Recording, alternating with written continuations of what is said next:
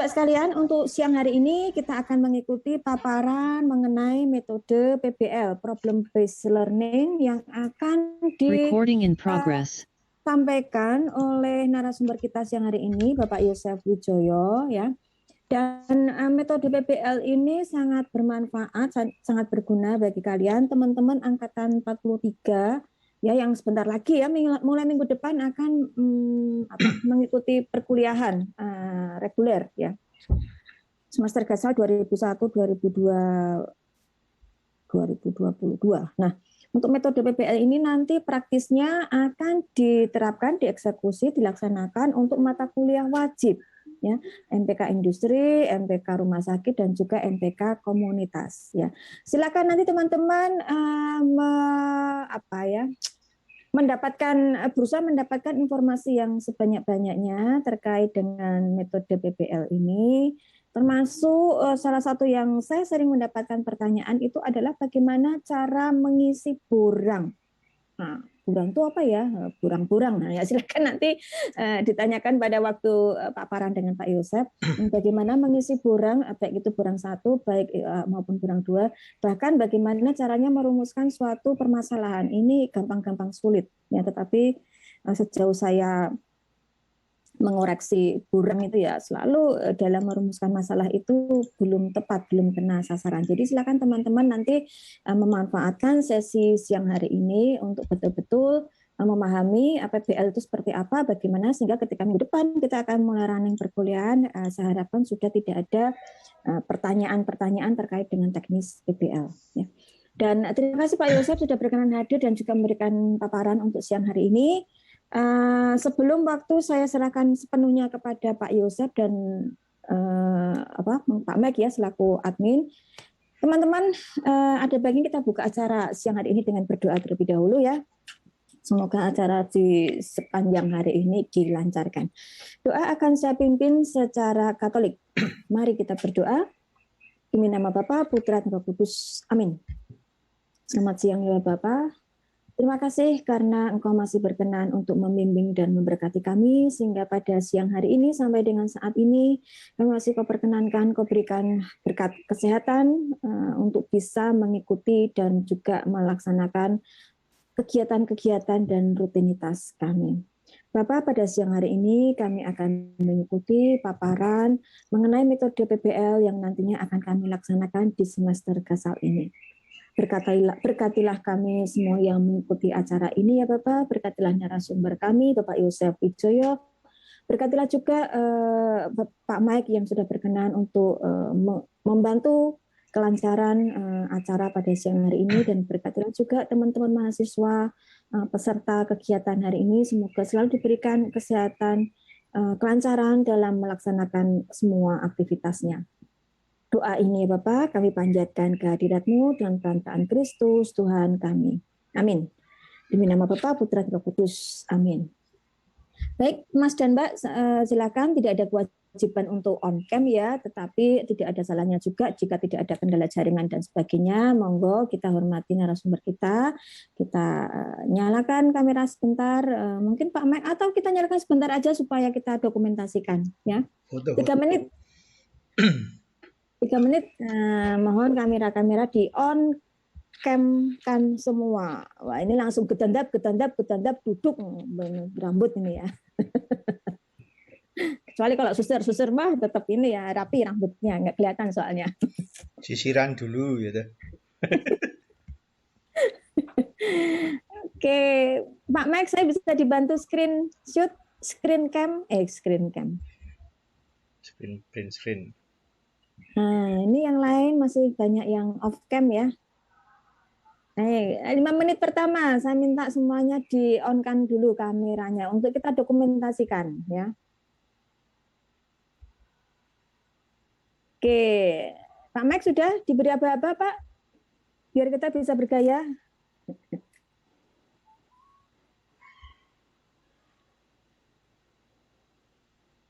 Pak Mike masih mute. Maaf Bu, saya ulang. 1, 2, oke. Sekarang ke layar 2. Bentar Bu. Yusi, nggak ada gambarnya, Yusi? Ya udah, nggak respon, Bu. Layar Ya. 2. 1, 2.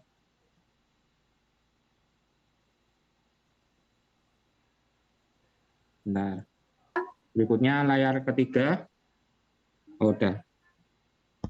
Yang layar ketiga masih beberapa belum on cam, Bu. Oh, nasi cek ngecek mata lagi. Aduh, kalian tuh memang kok. Oke, layar ketiga ya. Ya. 1, 2. Bentar, Bu. Geser. Layar ketiga, 1, 2.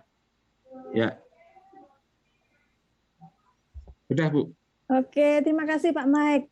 Ini Mbak Alfonsa Billy ini ya, apa VB-nya bukan di belakang tetapi malah di wajah ya. Ini kadang kalau efek kamera komputernya ini bisa ini nggak masalah.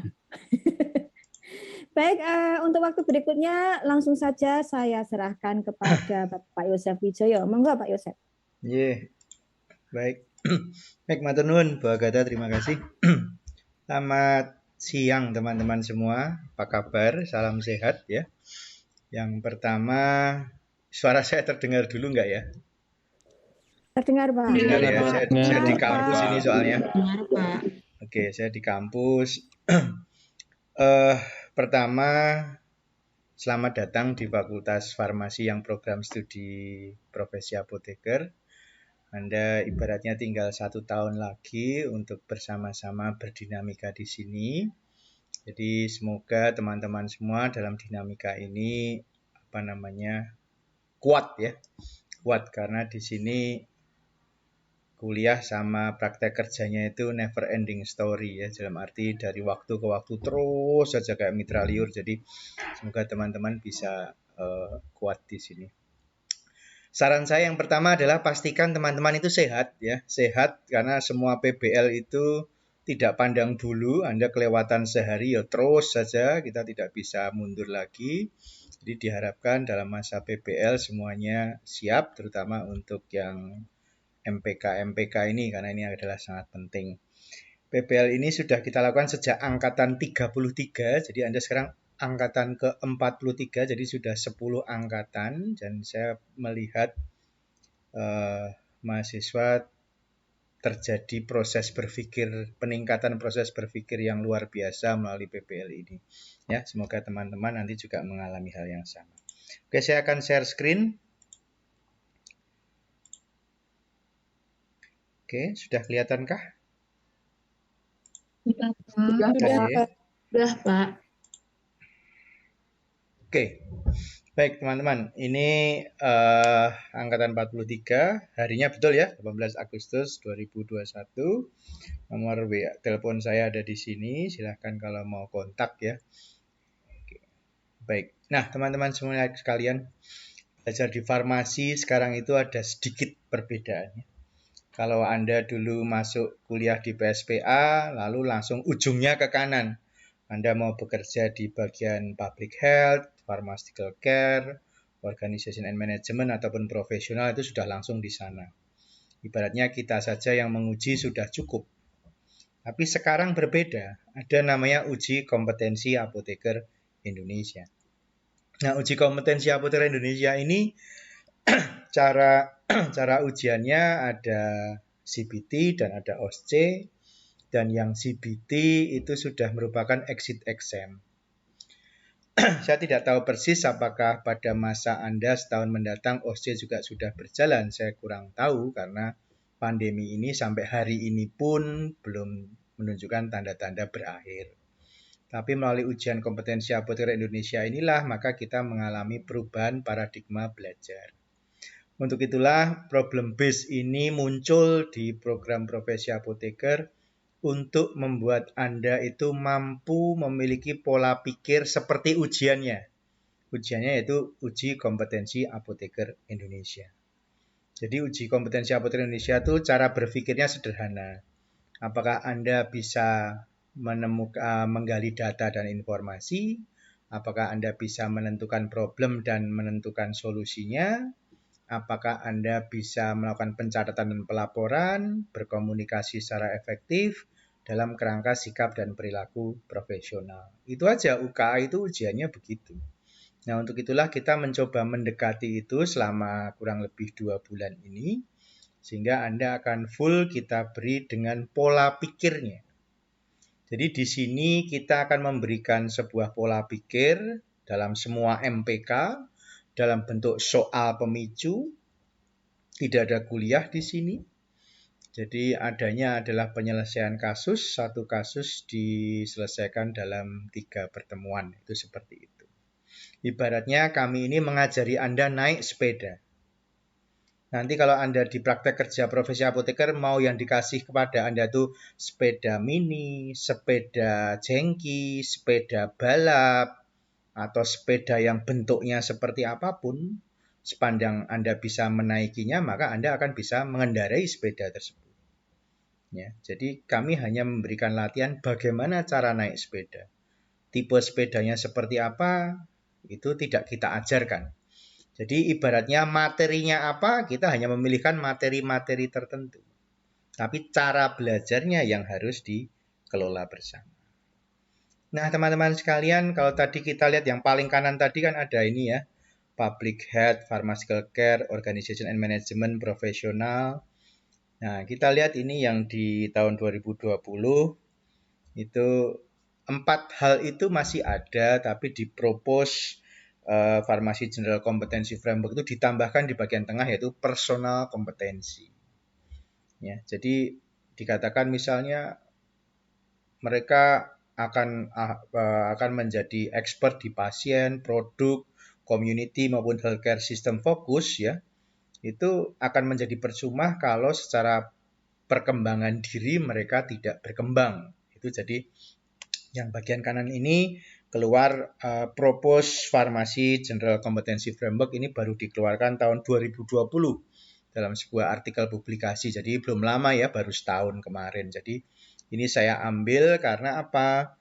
Karena di program profesi apoteker ini yang dikejar bukan ilmunya yang di pasien fokus, produk fokus, community fokus maupun healthcare system fokus, tapi kalian dikembangkan secara personal kompetensi.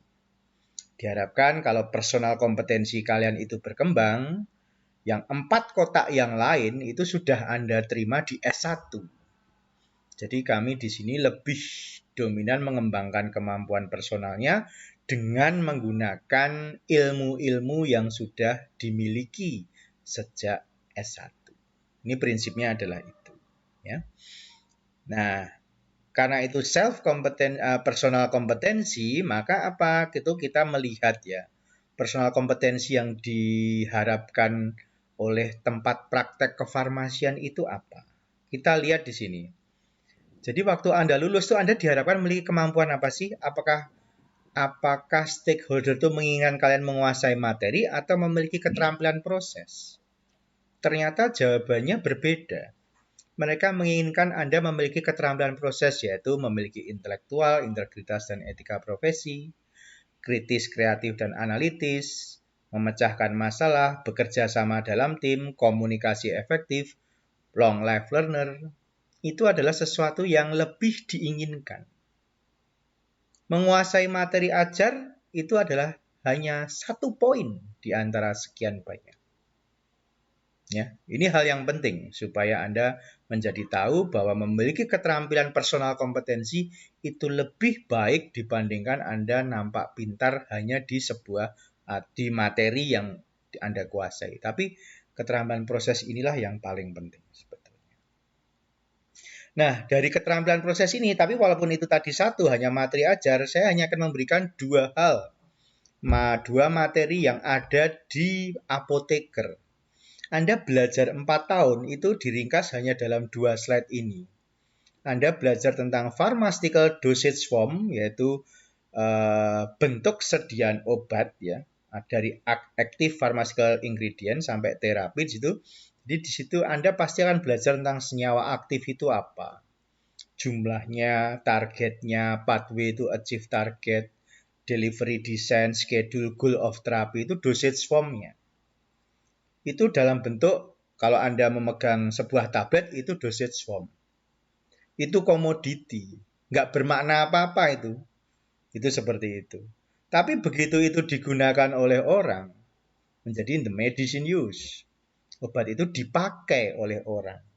Karena itu, Anda akan belajar tentang yang terkait dengan obat itu digunakan untuk penyakit yang tepat, pasien yang tepat, senyawa aktif yang tepat, dosage formnya juga tepat, waktunya, minimal drug therapy problem, atau ada care plan-nya, pasien care process misalnya. Kalau Anda ingat di PIO dan sebagainya, itu adalah hal-hal penting. Jadi Anda cuma belajar 2 slide teman-teman selama 4 tahun ini. Jadi diharapkan Anda betul-betul tahu apa sih yang harus saya ketahui terkait pharmaceutical dosage form dan apa yang harus saya tahu tentang pharmaceutical dosage regimen atau di sini namanya the medicine use. Ini yang paling pokok sebetulnya adalah itu. Ya. Dari 2 ilmu itu selama program profesi ini apa sih yang Anda harus bisa? Ya. Dalam 2 bulan ke depan itu Anda akan dilatih bagaimana Anda akan menyelesaikan berbagai kasus di lapangan. Jadi ini adalah initial case ya yang kita coba berikan di level program profesi untuk bisa Anda selesaikan. Otomatis di praktek kerja profesi apoteker Anda harus memiliki banyak pengalaman kasus. Itu yang pertama adalah itu. Dari berbagai pengalaman kasus ini Anda akan punya pengetahuan dan punya keterampilan untuk menyelesaikan berbagai kasus-kasus tersebut. Dan yang paling penting adalah apa? Anda mampu melakukan pertimbangan dan pengambilan keputusan. Apa beda kalian apoteker dengan sarjana farmasi? Anda memiliki kemampuan pertimbangan dan pengambilan keputusan. Artinya apa? Anda memiliki wewenang untuk praktek. S1 farmasi nggak punya wewenang untuk praktek. Ini yang paling penting teman-teman. Pastikan Anda selama nanti berproses dari mulai bulan ini, bulan apa tuh?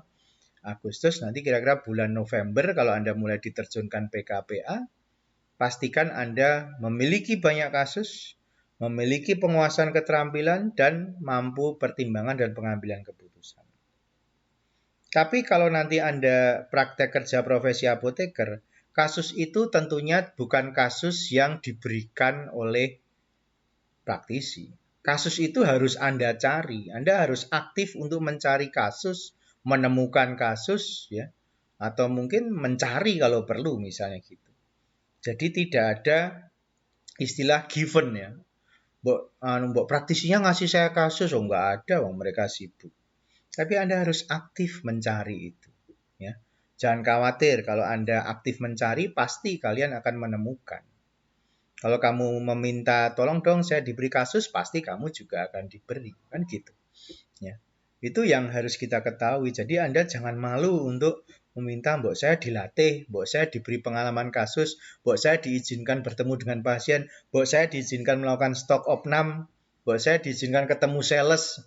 Mungkin hanya mendengarkan tapi diizinkan untuk ketemu, itu adalah sebuah cara pengalaman kasus. Itu seperti itu. Ya, ini yang penting. Jadi profesi ini sebenarnya ilmu kalian sudah habis.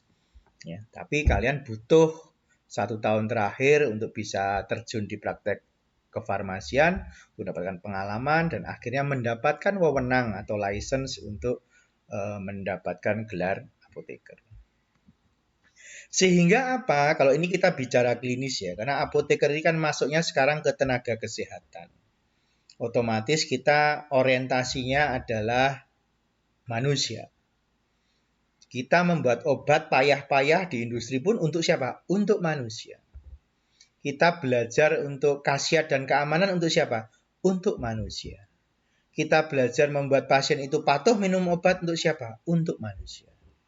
Untuk itulah karena kita punya pengetahuan, knowledge, kita punya skills, kita punya perilaku profesional, terkait dengan kita paham senyawa aktif farmasi, paham dosage form, dan paham penggunaannya, maka kita bisa bersinergi dengan apoteker dengan dokter.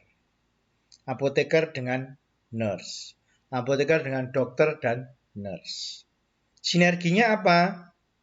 Kita harus sinergi keahlian kita, wewenang kita. Keahlian itu pengetahuan, knowledge, skill, behavior, profesional itu keahlian. Wewenang kita punya sertifikat kompetensi, pengakuan, kepercayaan, dan kemanfaatan. Kita kasih nama yang kuning itu pengakuan, karena apa? Tidak mudah untuk bisa masuk dalam interprofessional skills development ini, atau interprofessional collaboration bersama apoteker, dokter, dan nurse, itu bukan hal yang mudah. Ya, itu butuh perjuangan. Semua teman-teman apoteker lulusan USD dan lulusan perguruan tinggi manapun itu untuk bisa bersinergi bersama profesional kesehatan yang lain itu membutuhkan waktu, membutuhkan keahlian, dan butuh semangat untuk bisa melakukan itu semua. Nah, yang harus diketahui adalah ilmu kalian saat ini itu bergerak dari industri ya, paling bawah ya, general itu ya, bisa membuat, menyimpan, menyalurkan, dan melayankan obat. Itu kalian masih apoteker yang fresh graduate. Nanti seiring dengan waktu yang berjalan, dan kalau IAI ini programnya sukses, Anda akan punya level grading. Ibarat dokter tuh Anda bisa ambil spesialis. Ada spesialis yang kaitannya industri, ada spesialis kaitannya mungkin public health atau klinis. Itu adalah sebuah hal yang mungkin akan terjadi di masa depan. Seperti saya, nggak perlu nambah jadi spesialis, tambah pusing saya. Tapi teman-teman mungkin membutuhkan gelar-gelar spesialis tersebut. Untuk apa? Kalau Anda melakukan pekerjaan di praktek kefarmasian. 70% apoteker bekerja di apotek. Ya, 10% bekerja di rumah sakit. 5% bekerja di puskesmas. Jadi di klinik itu ada 85%. Di industri hanya sekitar 8%. Di PPF kecil lagi 4%. 12 tambah 85 berapa? 97%. Dosen itu hanya 3%, teman-teman, sama entrepreneur. Totalnya itu hanya segitu. Jadi sangat sedikit. Jadi kemungkinan besar Anda secara probabilitas Anda akan masuk di praktek kefarmasian. Itu seperti itu. Nah, apa yang kita pelajari farmasi ini ya? Jadi ada tahapan namanya Miller Pyramid ya. Know, know-how, show-how, dan does. Kalau Anda sudah pernah berlatih simulasi, berlatih memberikan KIE, entah pakai Zoom atau pakai luring ya, bertemu dengan temannya yang pura-pura yang satu jadi apoteker, yang satu jadi pasien, itu Anda melakukan yang namanya show-how. Anda menunjukkan kemampuan Anda secara simulasi. Kalau Anda nanti praktek kerja profesi apoteker, Anda melakukan yang namanya DAS. Melakukan serangkaian kegiatan. Misalnya dari terima resep, kemudian Anda memberikan harga, melakukan screening, dan sebagainya, lalu dispensing, lalu membuat etiket dan sebagainya, lalu memberikan KIE. Itu adalah sebuah proses yang namanya DAS. Jadi satu rangkaian adalah seperti itu. Nah, sekarang untuk bisa melihat, karena tadi pekerjaannya itu kan semua pekerjaannya. Apoteker itu banyak keterampilan teknisnya. Sama seperti dokter ya. Dokter bedah itu yang dibutuhkan skill membedahnya, keterampilan teknisnya. Bukan mulutnya yang harus banyak bicara, tapi keterampilan teknisnya. Keterampilan untuk tangannya bisa terampil, memotong mana yang pas, mengukur yang dipotong berapa senti, harus dipaskan lagi apa tidak, itu keterampilan dokter bedah. Mulutnya akan diam. Kalau keterampilan dokter spesialis jiwa apa? Komunikasinya yang harus hebat. Bagaimana dia menggali informasi dari orang-orang yang tanda petik ODGJ ya, orang dengan gangguan jiwa ini tidak mudah. Jadi keterampilannya dokter spesialis penyakit jiwa atau psikiater itu apa? Komunikasi. Jadi berbeda-beda teman-teman. Dokter anak macam-macam lagi dokter anak itu. Ya komunikasinya harus butuh, mungkin dia harus bisa menggendong dan macam-macam itu ada suatu hal yang harus. Nah, di situ kita membutuhkan namanya student centered learning. Apa itu?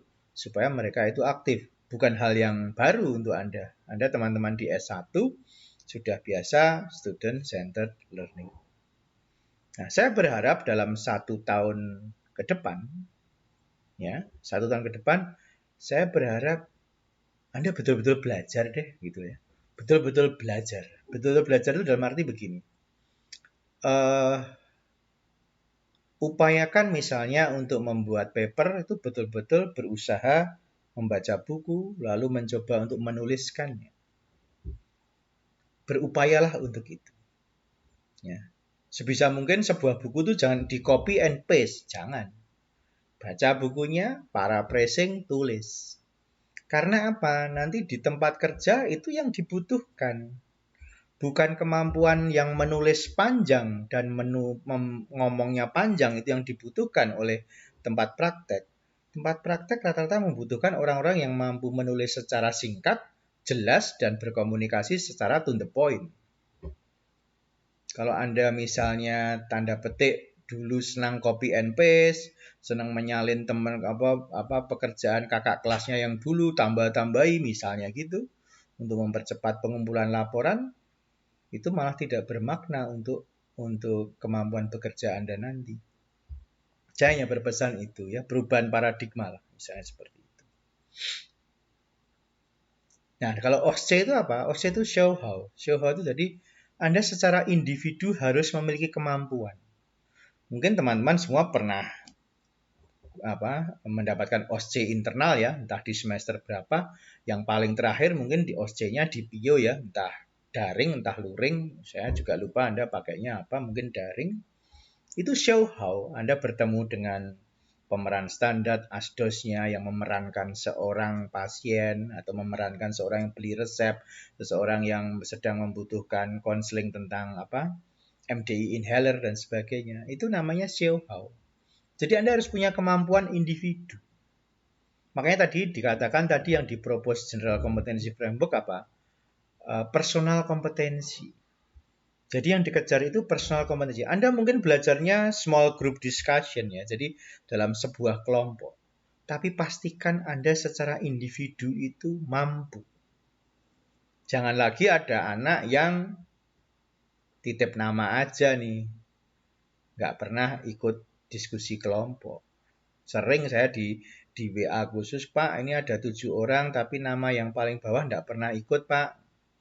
Jadi kami usul tidak diberi nilai. Oh ya, tidak saya beri nilai. Wong ada usulan seperti itu. Tapi janganlah seperti itu. Kalau bisa semua ikut kerja dalam kelompok dan masing-masing paham bahwa saya itu mampu secara individu. Yang penting adalah itu. Ya. Kemudian belajar itu adalah konstruksi pengetahuan, mengkonstruksi informasi. Ya. Tidak hanya membaca, lalu mencoba mengomongkan apa yang dibaca, tapi membaca beberapa hal lalu mengkonstruksi. Seperti Anda skripsi itulah. Kalau Anda betul-betul melakukan skripsi dengan baik, membaca pustakanya dengan baik, itulah Anda mengkonstruksi pengetahuan. Ini yang paling penting adalah itu. Ya. Nah, kita kenapa pilih PBL, Problem Based Learning? Banyak cara untuk itu. Ya, karena dalam problem PBL itu adalah learn how to learn. Belajar bagaimana cara belajar. Ini hanya salah satu metode. Hanya salah satu metode. Anda bisa belajar dengan cara Anda masing-masing. Tapi ini adalah sebuah cara metode yang kita pakai. Satu, karena ujian kita UKA itu ya modelnya model urutan berpikirnya seperti PBL. Dan yang kedua, dalam problem base ini memang Anda dipicu untuk betul-betul aktif. Tidak aktif, tidak bertanya, ya informasinya nggak lengkap. Ini akan menyulitkan Anda untuk menyelesaikan sebuah studi kasus. Ini penting di situ ya. Jadi pastikan Anda memang mampu mengumpulkan data dan informasi, identifikasi masalah dan solusinya, pencatatan pelaporan, komunikasi efektif, serta sikap dan perilaku profesional. Itu aja yang akan kita kerjakan selama di semua MPK dalam 9 soal pemicu. Jadi hanya 3 per mata kuliah. Saya berharap teman-teman itu, karena kita satu soal pemicu untuk satu kelas, kalau satu kelas itu isinya 5 atau 6 kelompok ya, masing-masing kelompok belajarlah dengan cara sendiri-sendiri. Jangan tanya sama temannya, kamu ngerjain apa? Caranya gimana? Itu jangan. Itu nanti merusak PBL, teman-teman. Angkatan sebelumnya 42 ini menarik ini. Saya memesan itu dan mereka mematuhinya sehingga Satu kasus dipelajari 5-6 kelompok, itu 6-6-nya memiliki jawaban yang berbeda. Saya apresiasi mereka. Kalau jawabannya sama, saya malah nggak tertarik untuk mengikuti dinamika PBL-nya mahasiswa. Karena masing-masing kelompok punya jawaban yang berbeda, saya senang. Karena membuat saya juga berpikir, gitu ya. Kenapa dia menjawab ini? Kenapa dia menjawab itu? Kenapa yang satu ke selatan, yang satu ke utara? Yang penting adalah kita harus tahu reasoningnya itu apa. Ya, ini yang paling penting di program profesi apoteker. Jangan mengejar jawaban Anda itu benar. Tapi kejarlah bahwa proses untuk mengerjakan itu adalah benar. Karena apa? Hasil tidak pernah mengkhianati proses. Kalau prosesnya Anda lakukan dengan benar, yakinlah bahwa hasilnya nanti juga akan benar. Itu seperti itu. Ya. Ini metode problem based-nya, sebisa mungkin nanti kita akan buatkan situasi soal yang kompleks, real world situation, cukup kompleks ya. Nanti akan ada gap, mungkin ada dalam kelas kelompok itu juga ada perdebatan, itu adalah sesuatu hal yang biasa. Jadi kalau di problem based ini malah pada diem saja, itu percuma.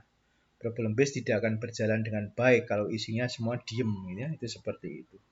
Problem based akan menjadi sangat bagus apabila setiap orang itu berusaha untuk aktif. Itu seperti itu.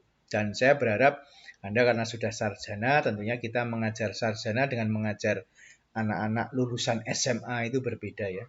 Anda sampai semester 8 itu, sampai S1 itu saya masih menganggap saya mengajar anak lulusan SMA. Tapi kalau di program profesi, saya mengajar sarjana. Jadi berbeda sekali itu cara mengajar. Nah, materi dengan PBL ini diharapkan Anda adalah banyak bertanya. Itu kuncinya itu aja. Entah bertanya dengan fasilitatornya, bertanya dengan teman satu kelompok.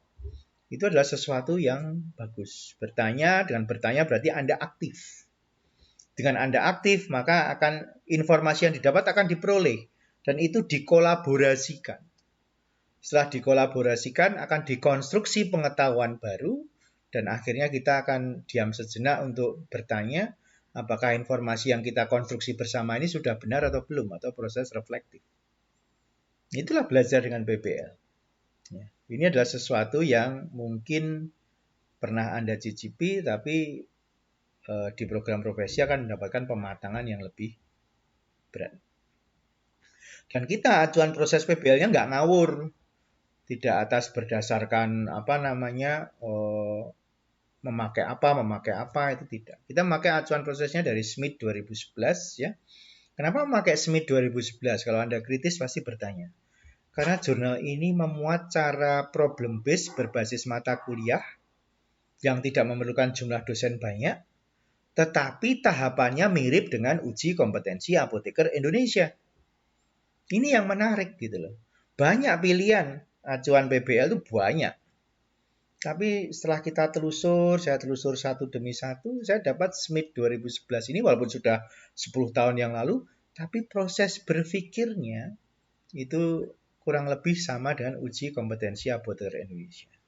Kalau mau lebih advance, sebetulnya ada Royal Pharmaceutical Sciences sih, punyanya Inggris tahun 2016. Ya, tapi Royal Pharmaceutical Sciences ini lebih kompleks. Dan menurut saya kalau diberikan pada level S1 plus seperti Anda, mungkin nanti Anda yang kerepotan. Jadi oke lah kita turunkan sedikit menjadi yang model Smith ini seperti itu.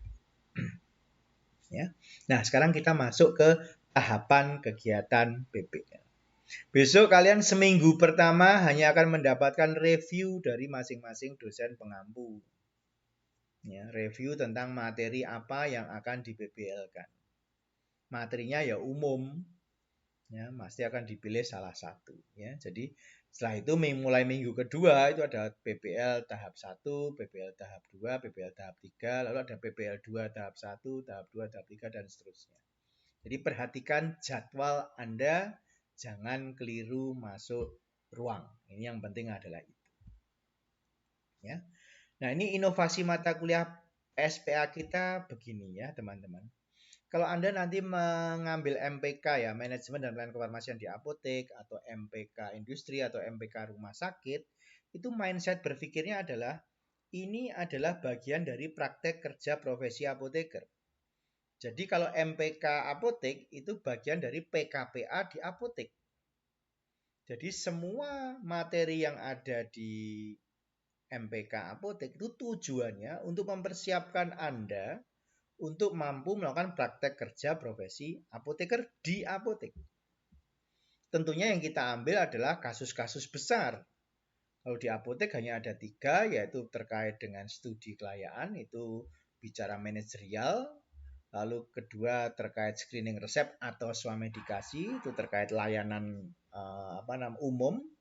Lalu yang ketiga home care. Home care ini ceritanya juga banyak.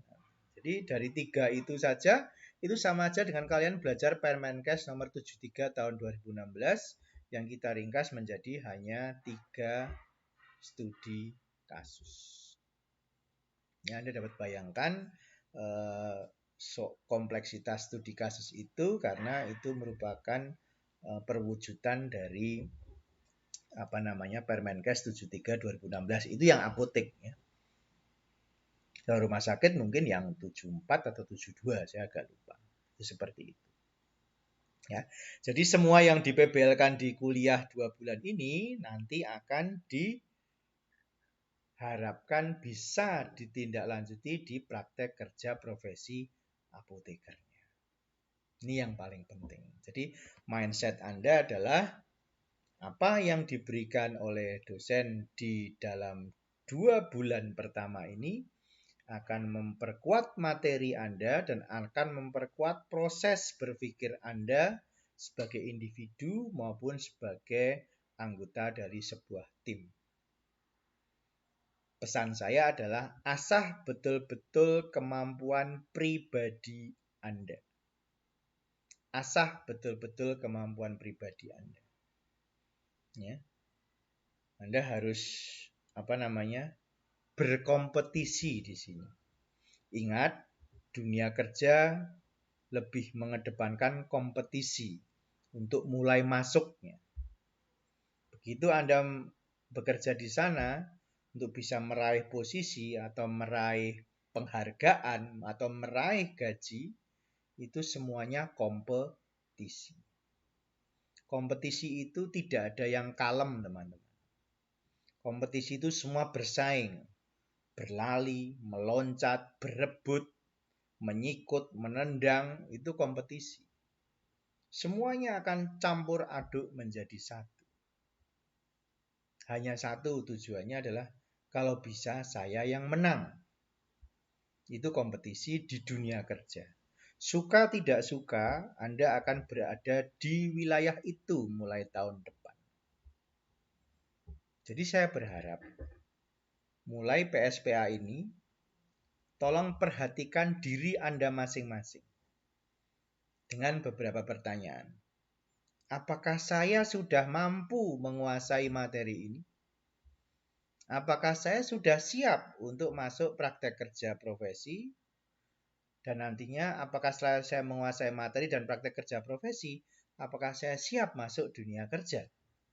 Itu 3 kata itu diulang-ulang aja setiap saat. Sehingga Anda akan membentuk self-confidence untuk diri Anda sendiri. Ya. Ini yang paling penting. Ya. Saya mengajari Anda untuk mulai berpikir dunia kerja. Teman-teman yang ngantuan, PR-nya lupa, ya enggak usah ditolong. Di dunia kerja nggak ada tolong-menolong, orang lupa, ya out, tinggal. Bekerjalah di PSPA USD ini dengan cara seperti itu.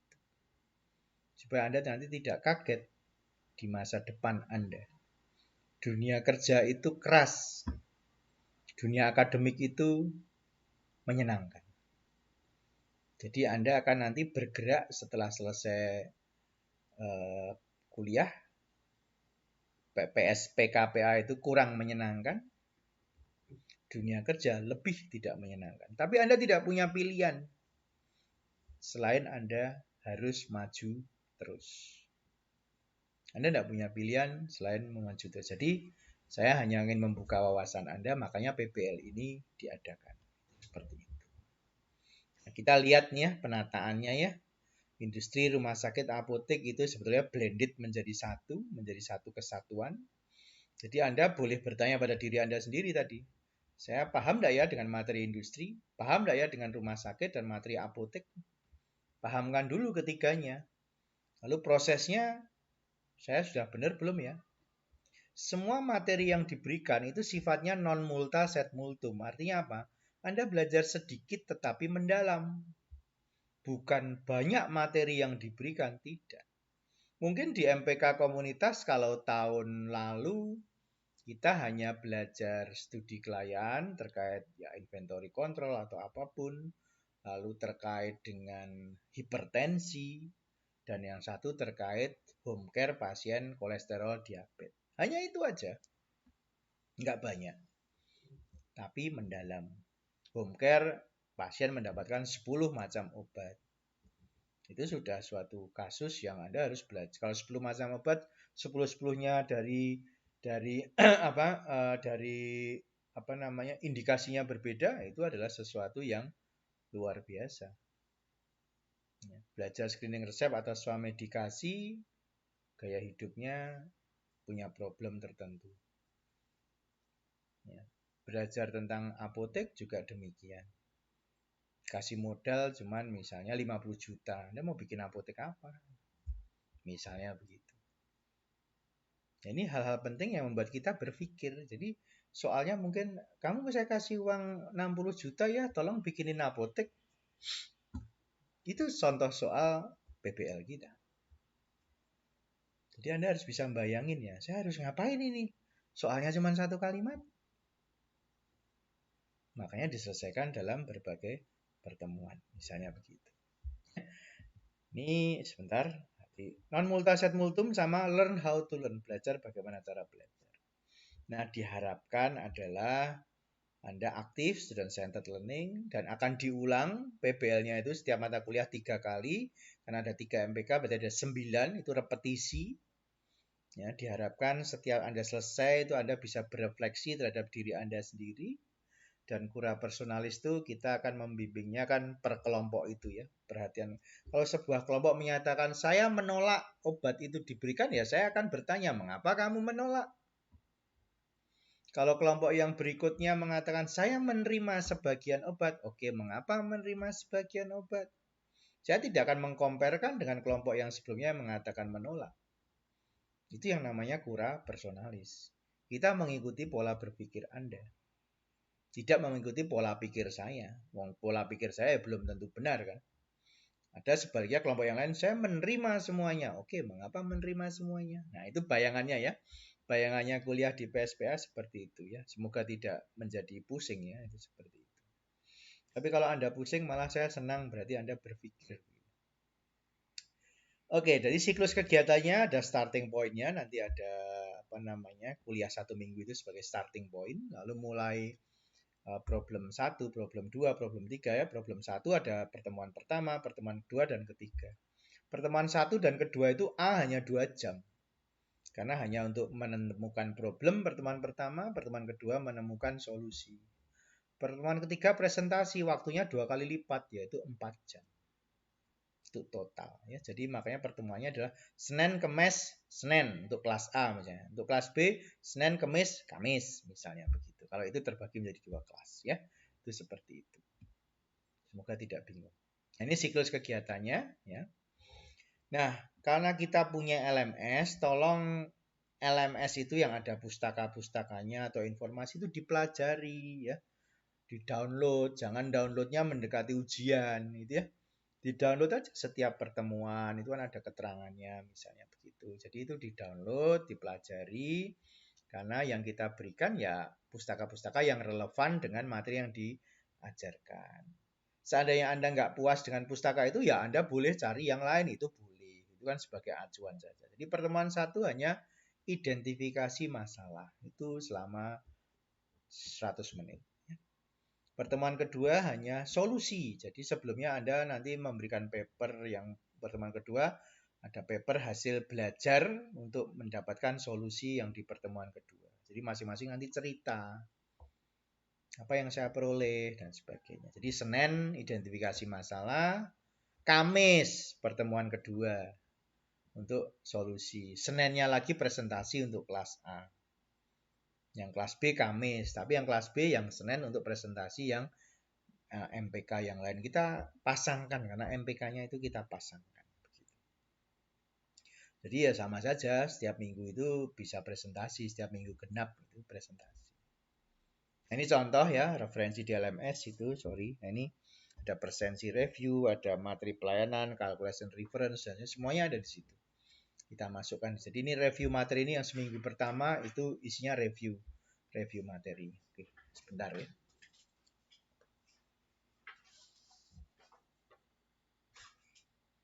Apa ini? Yang artikel.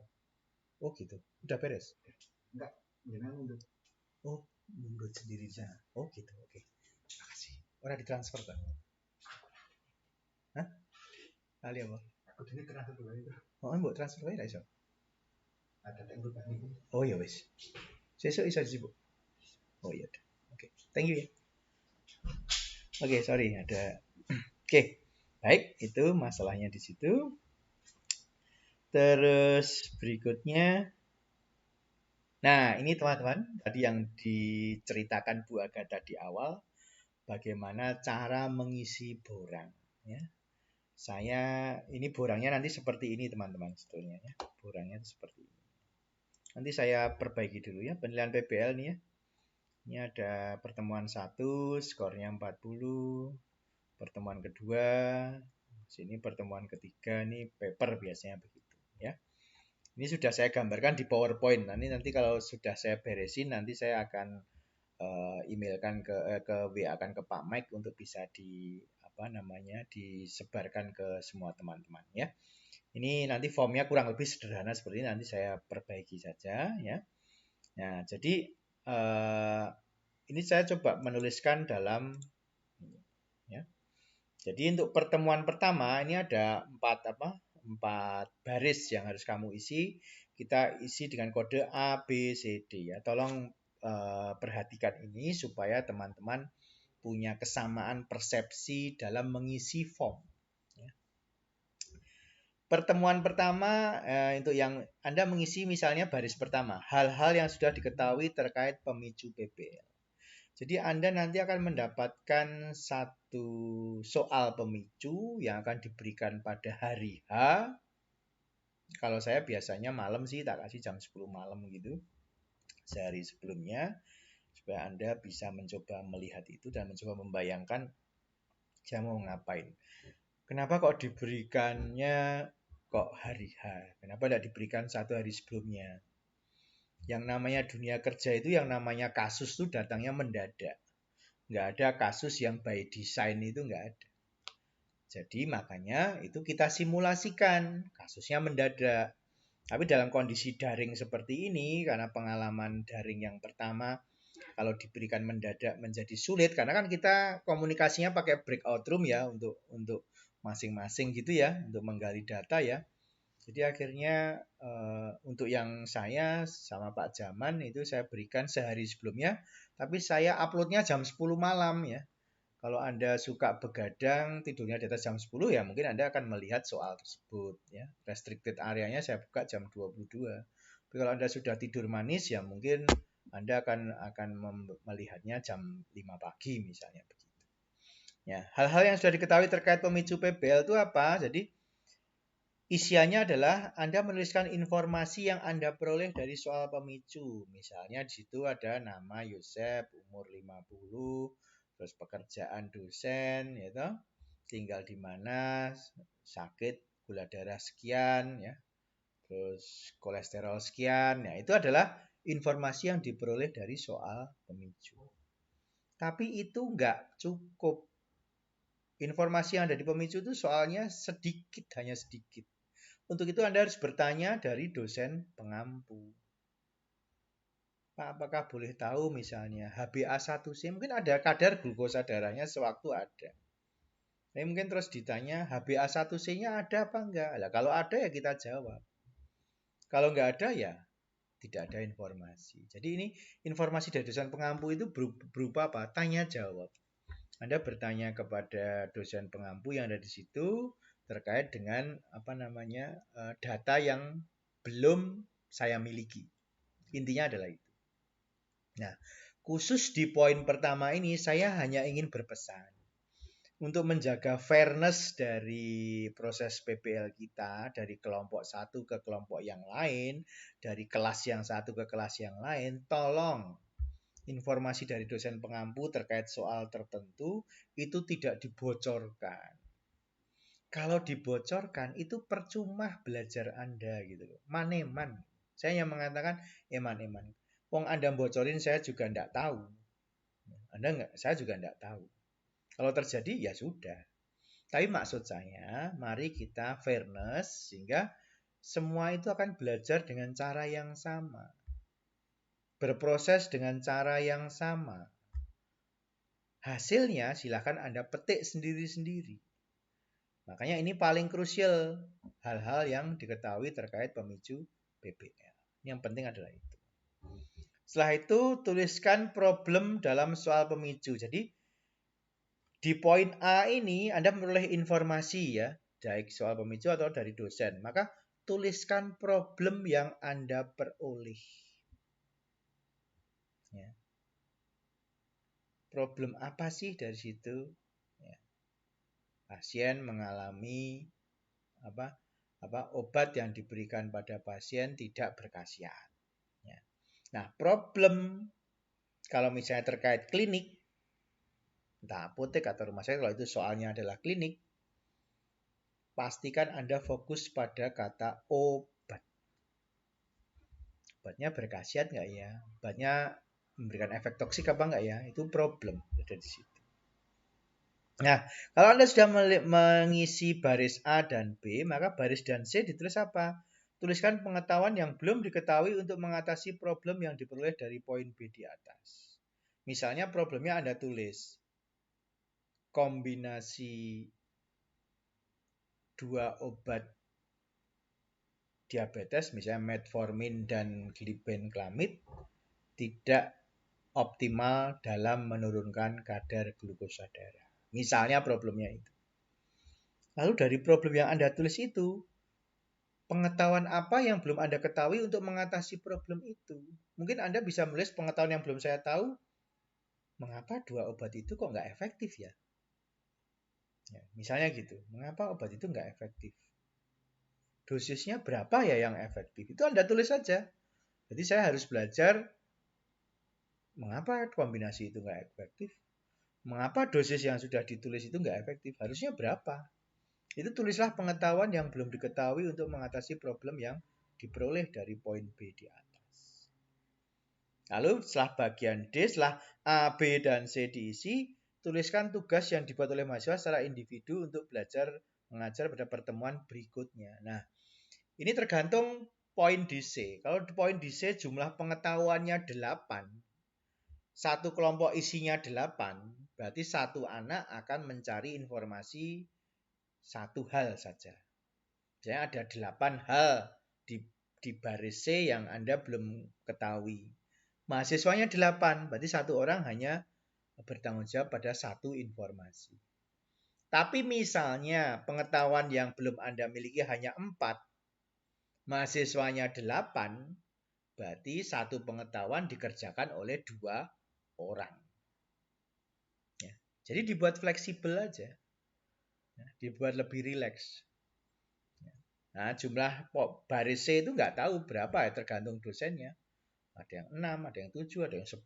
Itu tergantung seperti apa Anda bisa menggali informasi dan menentukan problem. Itu form pertemuan pertama. Misalnya hari Senin. Itu semua kelas A dan kelas B, misalnya semua MPK komunitas, pelajarannya hanya itu aja. Nggak ada kuliah? Nggak ada. Pertemuan kedua, Kamis. Penentuan solusi. Anda kan tadi di poin D kan sudah, di poin D kan ada tugasnya ya, kerjakan masing-masing gitu ya. Lalu hari Kamisnya waktu ketemu di kelas, maka apa yang Anda lakukan? Anda diskusi dengan teman-teman. Ini loh, saya tahu ternyata obat glibenclamid sama metformin ini tidak efektif. Karena apa? Ternyata dosisnya di sini kurang. Oh, di sana ternyata pasiennya itu lupa minum obat, padahal dosisnya sudah tepat nih. Nah, itu diobrolkan lagi yang lain macam-macam. Lalu tulislah pengetahuan baru yang diperoleh dari hasil sharing individu sama hasil diskusi kelompok. Ini yang namanya konstruksi pengetahuan. Anda belajar dari si A, si B, si C, si D, si E, dan sebagainya. Lalu Anda rumuskan menjadi sebuah pengetahuan baru. Ya.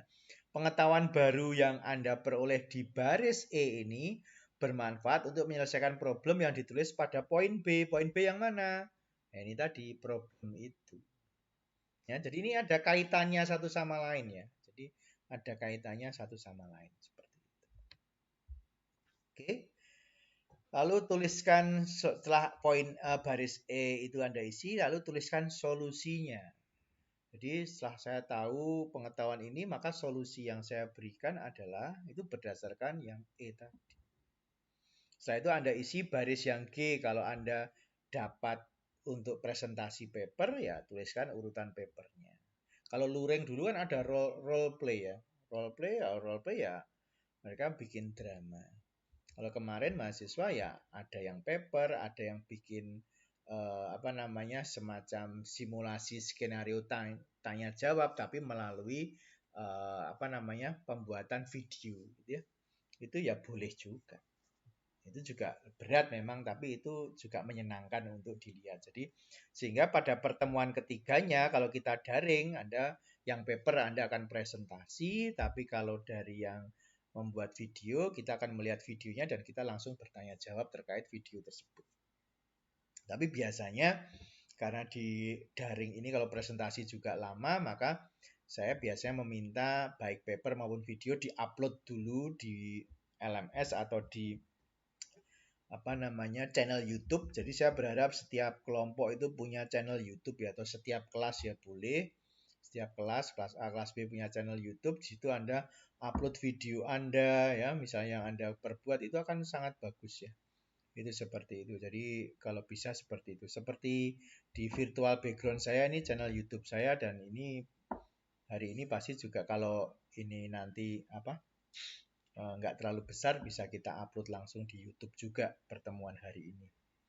Jadi Anda bisa mendengarkan pertemuan ini lagi. Kalau misalnya pengen mendengarkan ya ini nanti setelah bisa beres ya akan saya upload di YouTube misalnya begitu.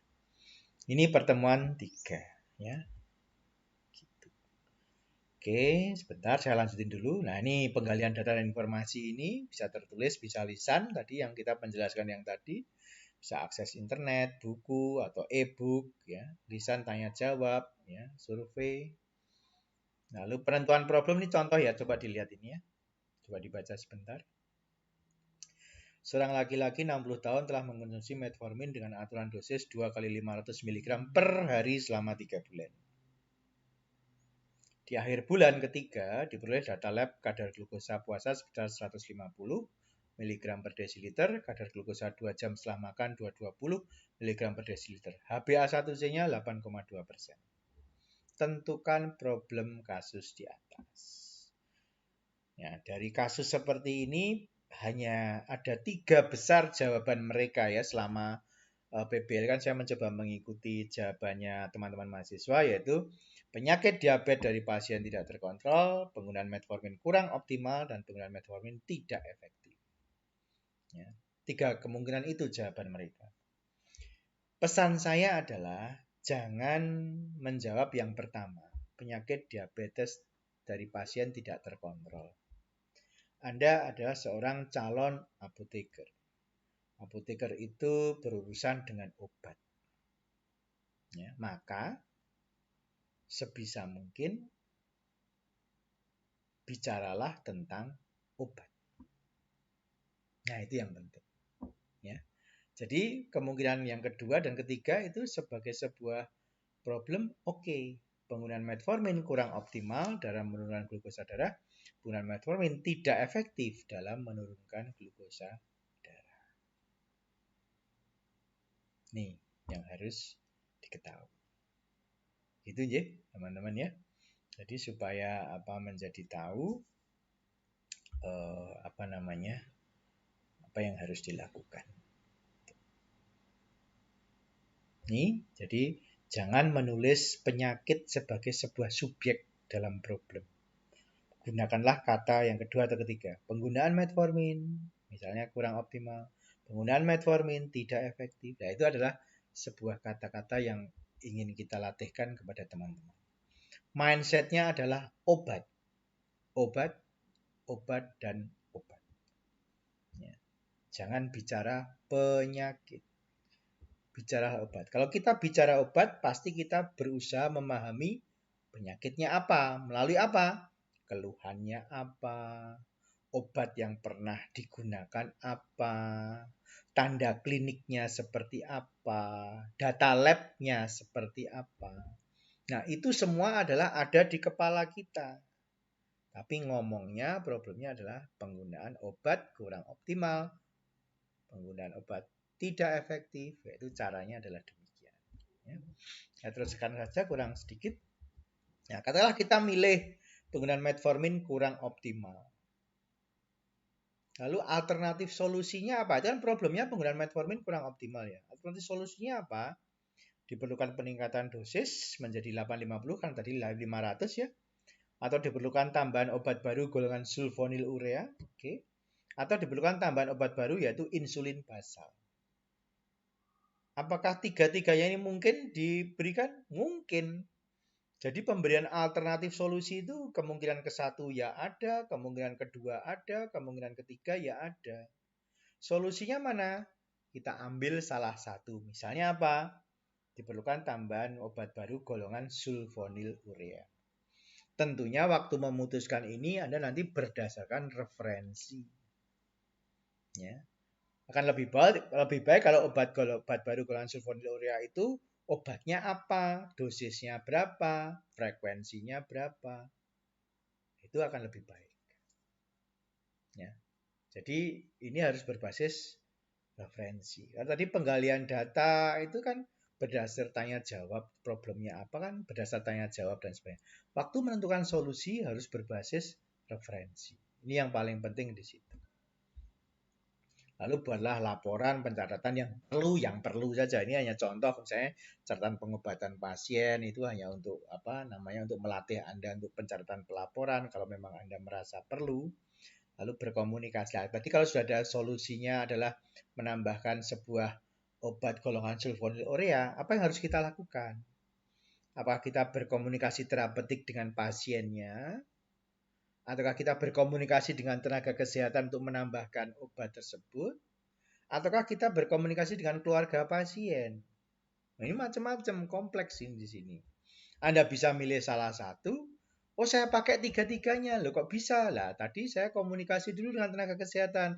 Saya usul kenaikan tenaga pakai sulfonylurea. Kalau misalnya oke, berarti kan ada tambahan obat baru. Maka saya komunikasikan dengan pasiennya. Pasiennya lansia. Lupa dong dia.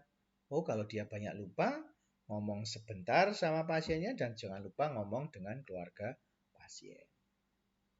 Itu yang harus kita ketahui di situ. Ya, ini komunikasi efektif, lalu sikap dan perilaku profesional, ada dokumentasi, kalau Anda melakukan role play, kontak mata, intonasi cukup, kecepatan bicara, dan sebagainya, itu adalah sesuatu yang harus Anda siapkan seperti itu.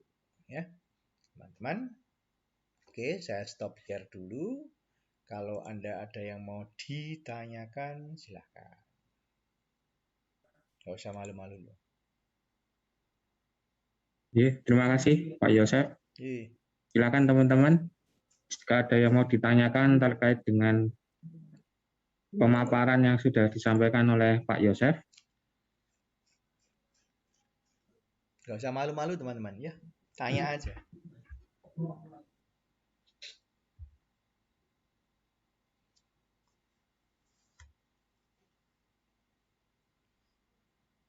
Ngantuk ya Mbak Mike.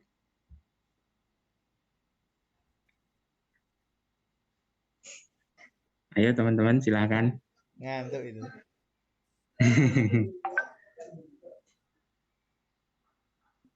materi PBL.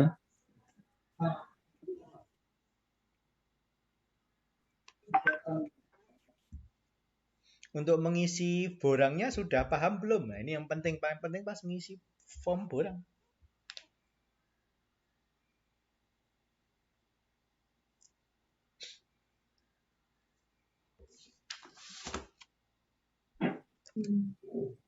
Selamat siang, Pak. Ya, silakan. Ini Pak, itu untuk mengisi form apa kurang? Saya belum mengerti, Pak, belum paham betul. Yang mana yang belum paham, Suster? Yang form itu yang tadi, Pak. Belum. Cara pengisiannya itu, Pak. Belum pahamnya di mana ya? Yang mana? Coba saya share screen lagi ya. Oke.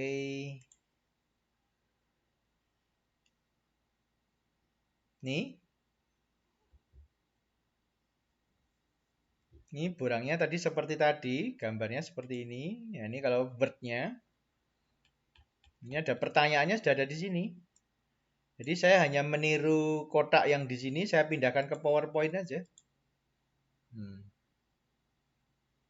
Yang belum mudeng yang mana, Suster? Yang di identitas kelompok. Nah, ini kan ada dalam kurung 5. Nah, itu kita isinya 5 jawabannya itu, Pak, atau gimana? Mana? Yang 5 ini. Oh, ini skornya, Suster. Oh, skornya. Oh, ya. Skor ini, Suster. Sorry. Kalau benar 5, problem kalau benar 15. Hal yang belum diketahui kalau cocok 15, pembagian tugas 15. 5. Jadi skor maksimum 40 tuh, Suster. 5 tambah 15 tambah 15 tambah 5. Itu 5 itu skor, Suster. Skornya. Oh ya. Terima kasih, Pak. Ya, ini skor aja, teman-teman. Jadi kita berusaha fair aja ya. Dan teman-teman berusaha fair. Ini loh nilainya sekian, sekian gitu. Ya, silakan kalau mau ditanyakan lagi.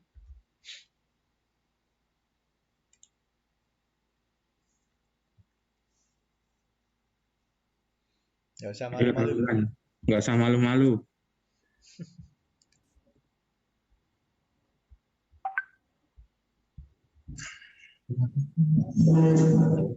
Apa? Sore Pak, saya mau bertanya. Oh iya, silakan Mas. Jadi terkait borang ini kan nanti ada 3 MPK ya itu. Nah, kira-kira kalau misalnya ada 3 PBL berarti borangnya sama atau ada perbedaan sedikit? Borangnya sama, Mas. Apapun MPK-nya, apapun problemnya, MPK-nya sama. Problemnya sama. Ibaratnya bajunya sama semua, Mas, ukurannya. Ya. Gitu, Mas? Baik, terima kasih, Pak. Kita bikin simple kok semua itu, jadi satu. Semua jadi satu.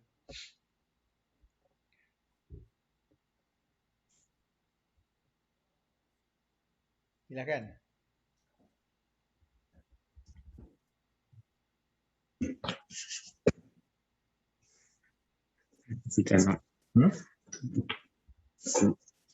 Ya, pandemi 2 tahun ini memang bikin mager sih, jadi ngantuk, semua itu biasa.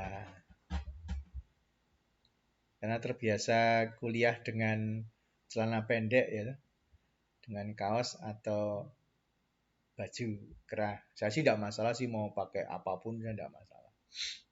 Cuma memang bikin mager. Yuk, silakan yuk. Ada yang mau bertanya, silakan. Selamat sore, Pak. Silakan, Mbak Immanuela. Iya, Pak. Maaf, saya tidak bisa on cam, Pak. Soalnya mata saya lagi sakit, Pak. Oh, nggak apa-apa, Mbak. Tenang aja, santai aja, Mbak. Pak, saya mau cuma memastikan. Tadi kan ada beberapa borang yang Bapak buat itu. Nah, itu saya cuma untuk memastikan aja, itu di borang itu digunakan nanti pada saat kita melakukan, pada saat kita nanti bekerja semua tugas yang dikasih dosen seperti itu ya, Pak? Oke, ya. Betul. Jadi formatnya itu kita gunakan pada saat kita melakukan tugasnya itu ya, Pak? Ya, betul. Jadi kita pakai Word ya. Ini Word-nya. Jadi ini kan ada form PBL-nya, ini ada 3 halaman untuk pertemuan pertama, pertemuan kedua, dan pertemuan ketiga. Pertemuan ketiga ini otomatis tidak dipakai karena isinya diganti dengan paper atau video role play, tapi Anda tahu Anda nilainya dapat berapa, misalnya gitu ya, seperti itu. Nah, untuk pertemuan pertama ya nanti hanya 1 lembar ini laporannya. Ini isiannya hanya 1 lembar, di sini ada persetujuan dosen. Jadi satu kelompok 1 ya. Jadi misalnya ada 5 kelompok ya, jadi dosen hanya menerima PBL 1 pertemuan 1 ini hanya ada 5 ini lembar pertemuan pertama ini. Dari kelompok 1, kelompok 2, kelompok 3, kelompok 4, kelompok 5. Hanya itu aja. Di sini kan ada identitas kelompok, nama mahasiswa ada berapa nih, ditulis semua di sini. Itu seperti itu. Jadi yang mengumpulkan ini kelompok ya. Penilaian PBL ini dilakukan secara kelompok ini. Pengumpulan laporannya ini kelompok. Lalu minggu keduanya kan ada ada pembagian tugas nih. Yang ini pembagian tugasnya ini terus dipresentasikan di pertemuan kedua. Yang mempresentasikan siapa? Ya Anda sendiri. Di mana? Di kelompok masing-masing. Untuk berdiskusi gitu. Kalau di Zoom ya di breakout room masing-masing. Ini manfaatkan untuk saling berdiskusi misalnya seperti itu. Dan kita dosen akan pindah dari breakout yang satu ke breakout yang lain. Itu seperti itu. Itu kemarin yang kita lakukan adalah seperti itu supaya bisa masing-masing mendapatkan porsi pembimbingan yang sama. Begitu. Jadi pertemuan ini misalnya pertemuan 1, kedua, terus akhirnya nanti makalah atau apa. Nah, setelah itu minggu berikutnya soal PBL yang kedua. Ya pakai form yang sama, pakai form yang sama lagi. Nanti ini coba saya perbaiki dulu. Nanti setelah minggu pertama besok ya, paling tidak ya beberapa hari ya, mungkin awal Senin nanti saya kirim ke Pak Mike. Untuk Pak Mike bisa mengirimkan pada ketua kelas. Di ketua kelas silahkan mengirimkan ke atau ke grup atau apa untuk bisa diperoleh oleh masing-masing sehingga masing-masing bisa menjadi tahu apa yang harus dilakukan. Kalau Anda mau kerja dengan model pakai Google Doc ya boleh aja, ini diupload di Google Doc untuk kelompok 1, 2, 3, 4, 5 mau mengerjakan di situ kelompoknya ya boleh-boleh aja, terserah sih. Tinggal saya dikirimi, tapi saya minta dikirimi formnya hasilnya bukan linknya, tapi saya dikirimi formnya supaya karena form itulah yang akan menjadi patokan saya untuk menilai. Kalau dia dikirimi linknya kan bisa diganti setiap saat ya. Jadi yang dikasih adalah hasilnya seperti itu. Begitu Mbak Immanuel. Baik Pak, terima kasih banyak Pak. Silakan yang lain. Gak usah malu-malu loh. Selamat siang Pak, saya mau bertanya Pak. Siapa ya? Andrew Pak. Oh Andrew, silakan Mas Andrew. Jadi di setiap pertemuan itu kan ada persetujuan dosen Pak. Nah itu kita kirimkannya itu setiap selesai kelasnya atau nanti ada waktu ya Pak? Biasanya kalau saya misalnya kuliahnya jam 7, selesai jam 9, saya memberi waktunya maghrib selesai Mas. Di-upload di sistem. Saya biasanya memberikan waktu misalnya selesai jam 9 ya nanti jam 6 dikumpulin. Kalau yang kuliah jam 9 sampai jam 11 yang ngumpulnya jam 8 malam gitu. Oh, berarti persetujuan dosen ya Pak ya? Ya itu di-upload aja, enggak masalah. Oh kan, iya. Artinya persetujuan dosen itu kan hanya untuk kolom. Kalau misalnya luring memang itu tanda tangan ya. Tapi kalau waktu daring seperti ini kan sulit ya. Kalau saya biasanya ya silahkan upload aja sesuai jam yang disepakati itu aja. Baik Hanya Pak. begitu aja. Tapi memang itu nanti kan dosen menjadi tahu itu sudah diupload. Kalau persetujuannya selama daring kalau saya tidak pernah memakai itu karena ya sulit toh. Saya tiba-tiba ada WA masuk, Pak ini sudah benar belum formatnya, akan saya repot. Mending kita jelaskan sekarang, ikuti nanti, terus langsung dikerjakan. Nanti biasanya pada pertemuan pertama kita ajari dulu nulisnya harus bagaimana dan sebagainya. Biasanya begitu sih. Gitu Mas Andrew. Baik Pak, terima kasih Tinggal Pak. di-upload aja di sesuai assignment yang sudah kita tulis nanti. Baik Pak.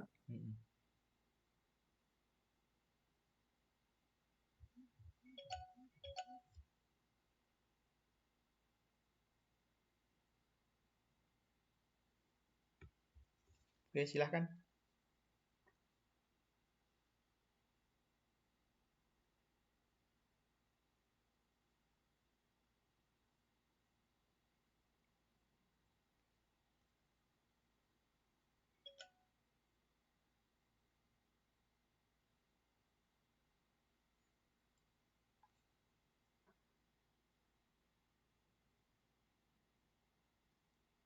Ya, ada yang mau ditanyakan lagi?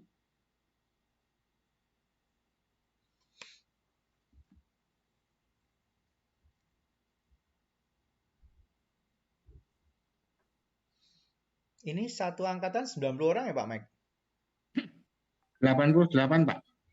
Oke, 88.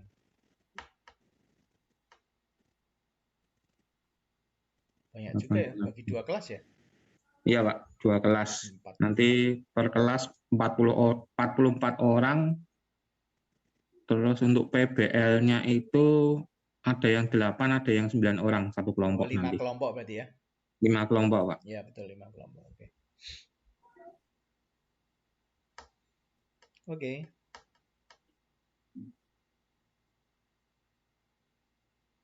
Silahkan, ada yang mau ditanyakan?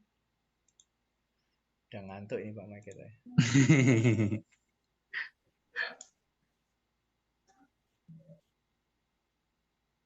Ya, teman-teman, silakan.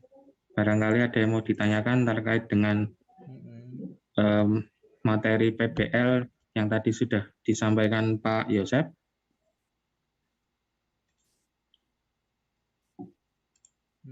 Nggak usah malu-malu. Nggak usah malu-malu, betul.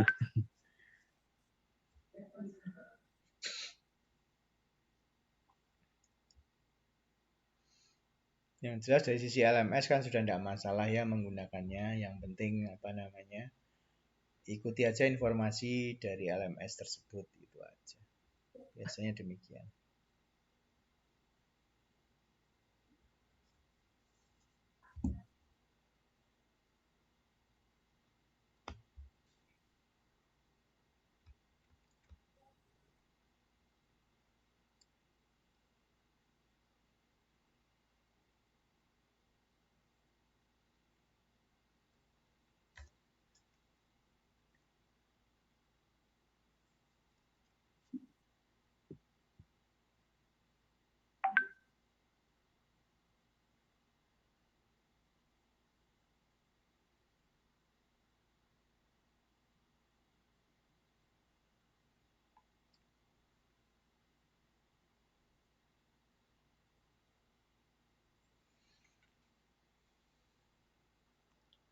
Yuk, silakan yuk. Dia mau bertanya. Ini susternya ada berapa sih? Mbak Suster Naring, suster siapa lagi nih?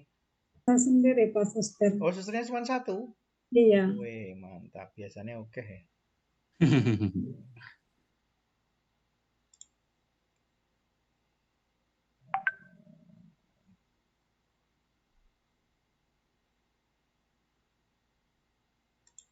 Ya, silakan teman-teman.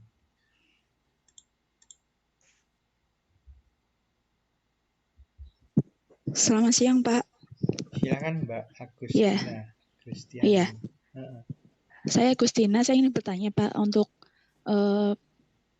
acuan referensi yang digunakan itu ada batasnya atau sama seperti S1 misalnya 5 tahun atau 10 tahun begitu Pak? Oh, enggak. Kalau saya tidak begitu. Yang penting relevan, Mbak. Terima kasih. Yang penting relevan, Mbak. Yang penting relevan. Relevan itu artinya ya sesuai untuk menjawab pertanyaan itu. Itu seperti itu aja. Oh iya. Terima kasih, Pak.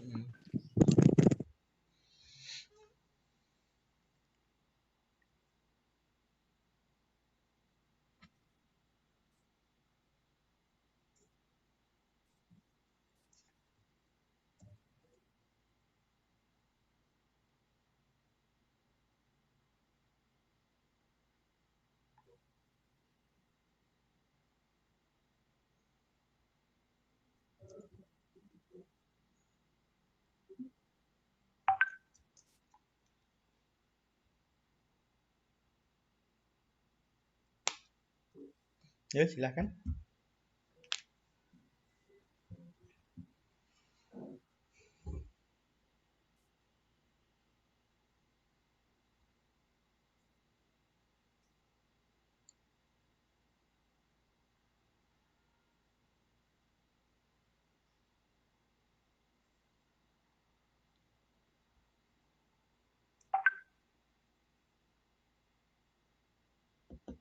Sudah cukup.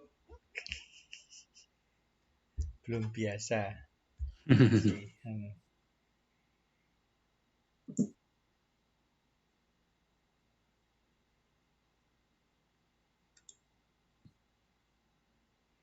Banyak juga ya ini ya. 8. Iya, Pak. Banyak.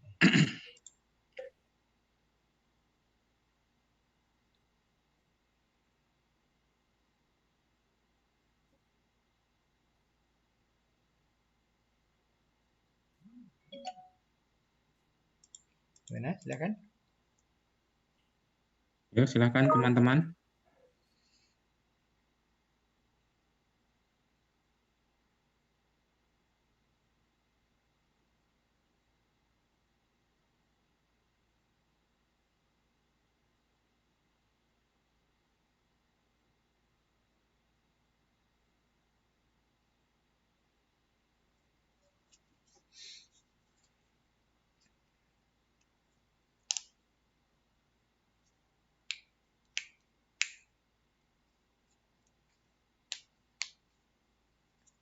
Oke.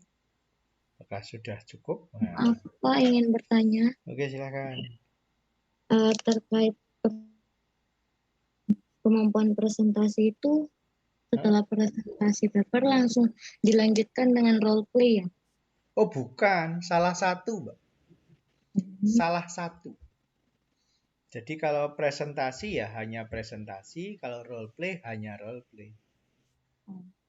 Baik, Pak. Terima kasih. Tidak dua-duanya, dua-duanya nggak selesai nanti. Salah satu.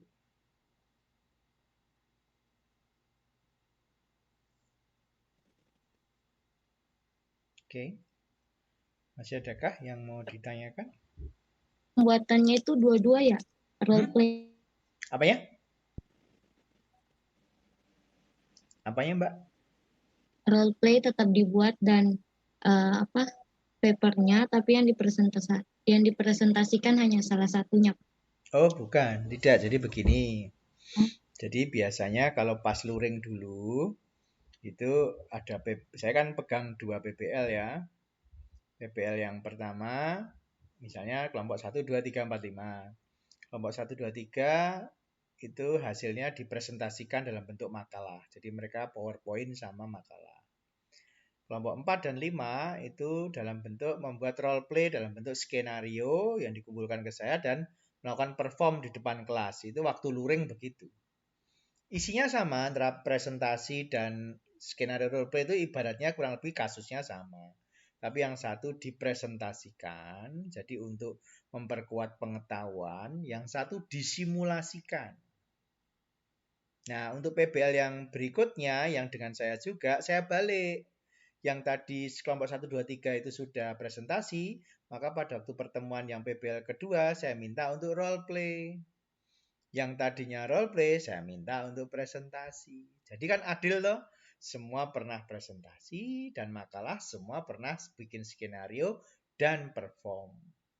Nah, kalau yang beberapa waktu yang pas daring ini, ada yang presentasi dan ada yang membuat role play-nya diganti dalam bentuk video Zoom oleh masing-masing kelompok itu memerankan sesuatu, memerankan pasien dan apoteker atau ada keluarga anaknya dan sebagainya, itu terserah lah itu, tapi dalam bentuk video Zoom tersebut mereka bikin sendiri lalu diupload di YouTube kelas biasanya, lalu saya diberi linknya, tinggal saya melihat video tersebut lalu kita mendiskusikan hasil video tersebut secara langsung. Jadi nggak perlu presentasi, yang bikin video itu nggak perlu presentasi, tapi langsung kita tanya jawab. Tapi kalau yang bikin makalah itu presentasi. Begitu.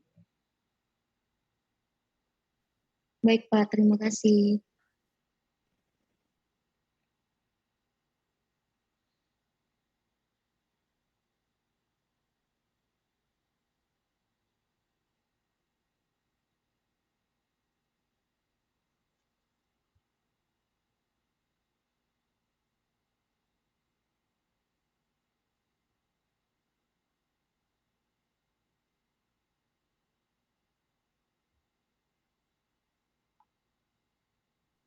Silakan teman-teman, ada lagi yang mau ditanyakan ke Pak Yosef?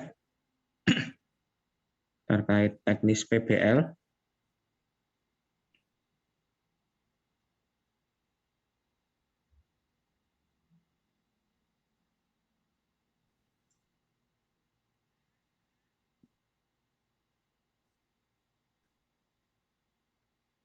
Silakan kalau ada.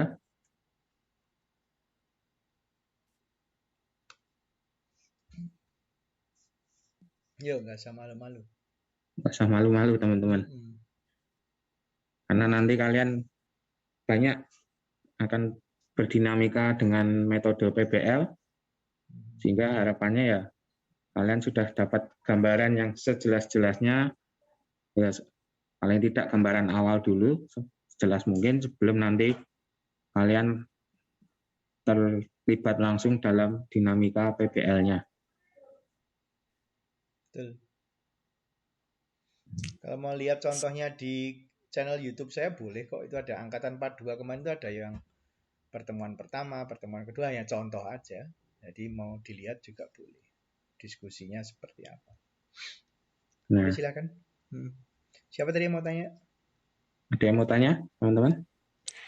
Selamat siang Pak Yosef, saya Tisi mau bertanya. Tisi, silakan Tisi. Terkait dengan role play atau skenario-nya, itu nanti komunikasi antara kita dengan tenaga kesehatan lainnya atau antara kita dengan pasien? Atau keduanya, Pak? Tergantung kasusnya, Mbak.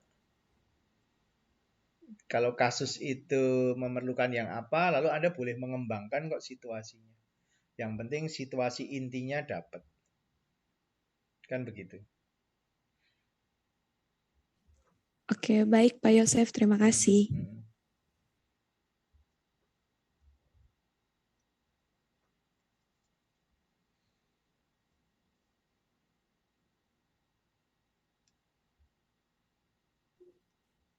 Ya, dari teman-teman lain ada yang mau ditanyakan?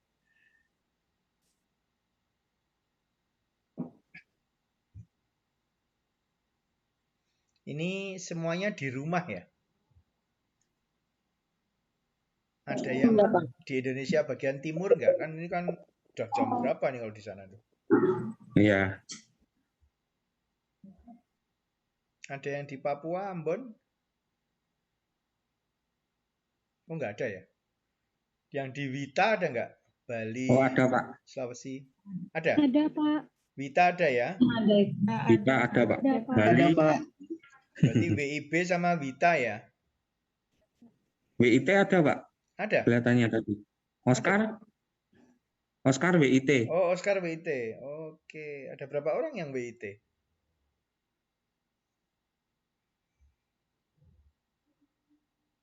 Kurang tahu. Hanya Oscar yang jawab, Pak. Soalnya kalau kuliah jam 5 sore gitu misal ya, berarti di sana udah jam 7 malam kan? Iya, betul. Oke. Ya. Betul, Pak. Ketua kelasnya sudah ada tuh, ketua angkatan dan ketua kelas sudah ada. Nah, itu nanti belum didiskusikan sih, Pak. Nanti biar mereka mendiskusikan. Ketua kelas A, kelas B, sama ketua angkatannya. Kemarin lupa menyampaikan juga. Nah, itu yang pokok ya. Nah, iya, betul. Oke.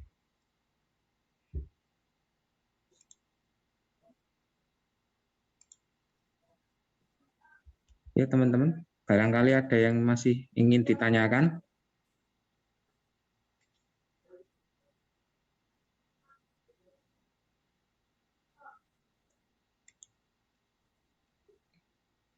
Nggak usah malu-malu loh, silahkan aja. Betul, nggak usah malu-malu.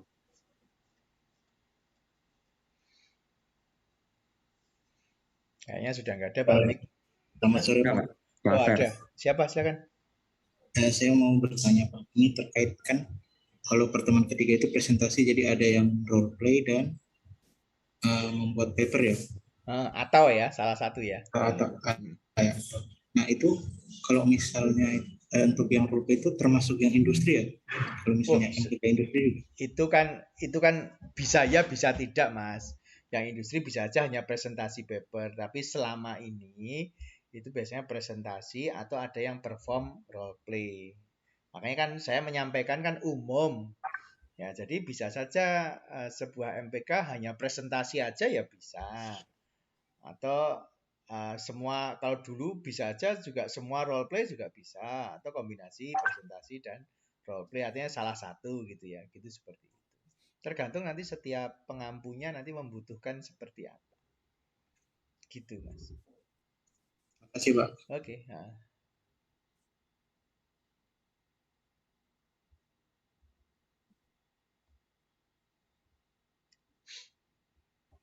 Saya pikir udah cukup nih, Pak.